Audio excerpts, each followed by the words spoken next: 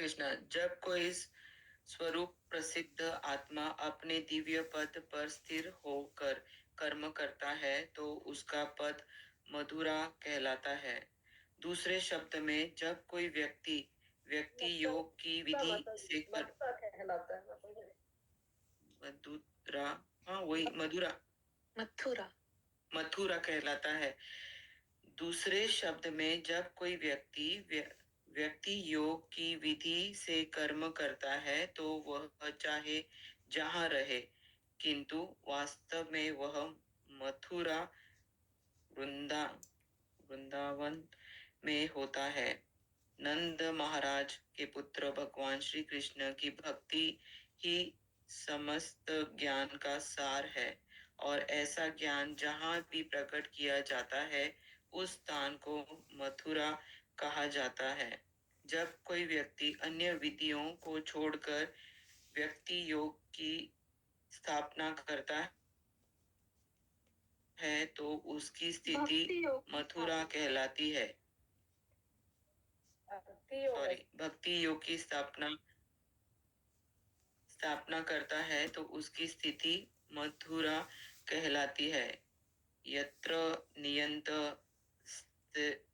सत्रिहितो रही, जिस स्थान में पूर्ण पुरुषोत्तम भगवान नित्य रहते हैं वह मथुरा कहलाता है।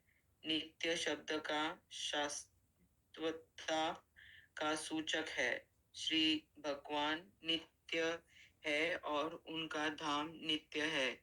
गोलोक एवं निवास त्याखिला तम भूतम।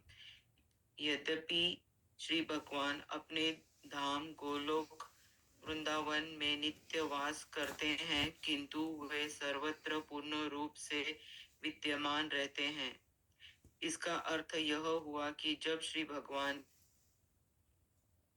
इस विश्व पर अवतरित होते हैं तो उनका आदि धाम रिक्त नहीं रहता, क्योंकि वे अपने मूल धाम में रहते हुए भी मथुरा, वृंदावन, अयोध्या इत्यादि स्थानों में एक साथ अवतरित हो सकते हैं।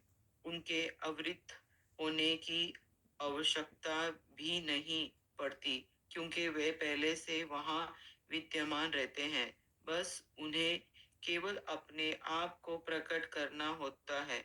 श्री सुखदेव गोस्वामी ने महाराज परीक्षित को तात अर्थात प्रिय पुत्र कहकर संबोधित किया है। अपने अंतकरण में वात्सल्य प्रेम होने के कारण ही शील सुखदेव गोस्वामी ने इस शब्द का प्रयोग किया है, क्योंकि शीघ्र ही वसुदेव तथा देवकी के पुत्र रूप में भगवान श्री कृष्ण प्रकट होने वाले थे। इसलिए श्री सुखदेव गोस्वामी ने वात्सल्य प्रेम के कारण महाराज परीक्षित को तात कहा है।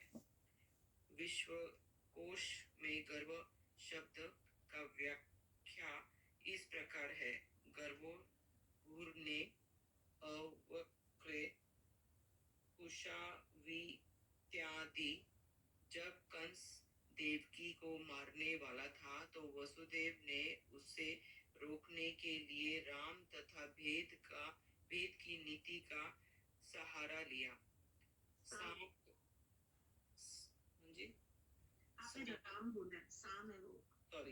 का अर्थ है सात्वान देना। वसुदेव ने सांत्वना देना। वसुदेव ने कंस को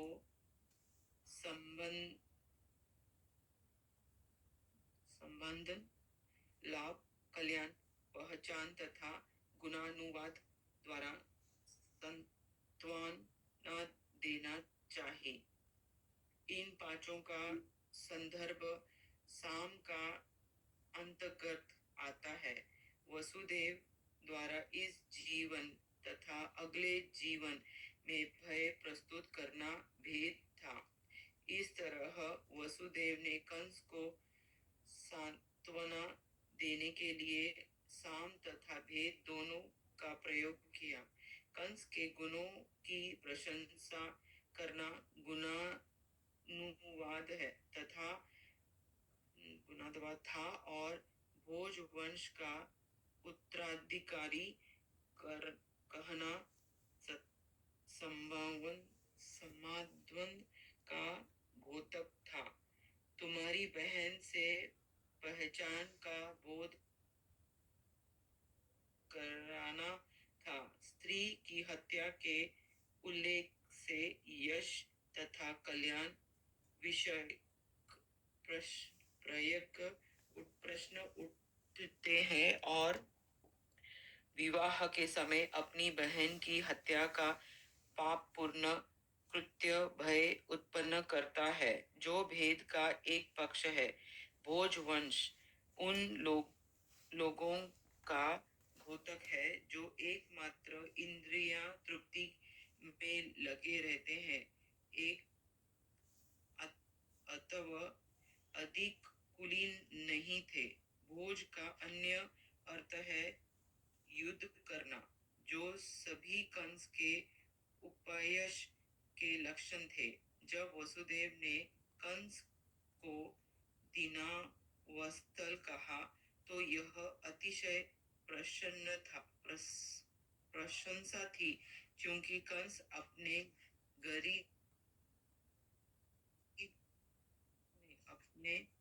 गरीब राज्यों से कर के रूप में बछड़े लिया करता था, इसलिए भी वह दीन वत्सल्य कहलाता था। वसुदेव को का भाली भांति पता था कि वे बल प्रयोग से देवकी को संकट से नहीं बचा सकेंगे। देवकी वास्तव में कंस के चाचा की लड़की थी, इसलिए देवकी को सुहत अर्थात संभवधिनी कहा जाता है कि कंस ने अपने निकट की संबंधी देवकी की हत्या इसलिए नहीं की क्योंकि तब परिवार के अन्य सदस्यों में महान युद्ध छिड़ जाता।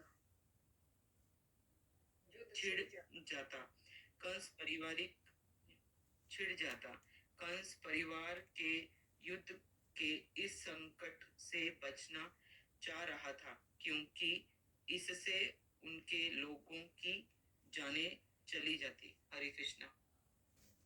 Hare Krishna. Thank you, Seema. I just